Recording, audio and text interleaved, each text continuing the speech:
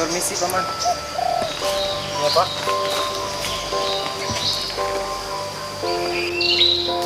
Ada yang perlu saya bantu pak? Tidak paman, dari tadi saya memperhatikan paman. Kelihatannya wajah paman terlihat sangat murung. Ada masalah apa paman? Bungkusan apa itu paman? Tidak ada apa-apa pak. Ini hanya pakaian bekas saya pak.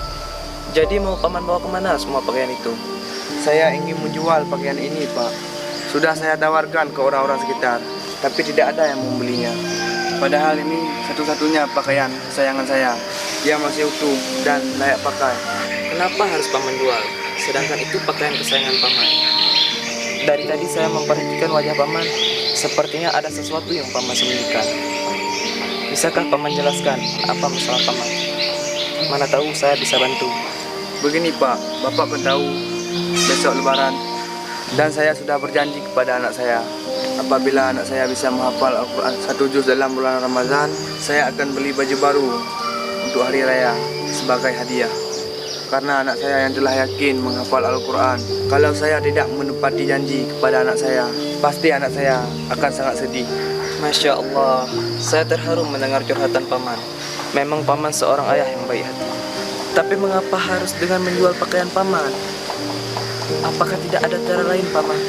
Wahai bapak, saya hidup dalam kemiskinan. Anak saya juga belum pernah saya beli baju baru. Kadang di waktu lebaran pun saya beli dia baju bekas.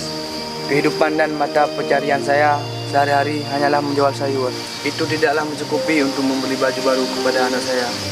Begini saja paman, pakaian yang sudah paman bawa itu paman bawa pulang saja, dan paman pakai untuk kebutuhan sehari-hari. Lagipun paman masih membutuhkan pakaian itu.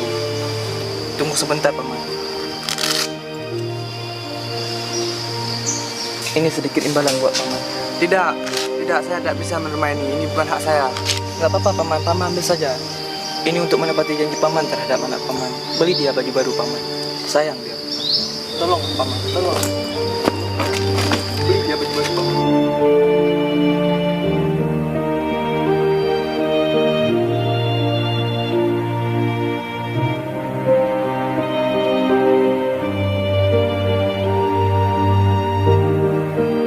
Terima kasih Pak atas kebaikan Bapak.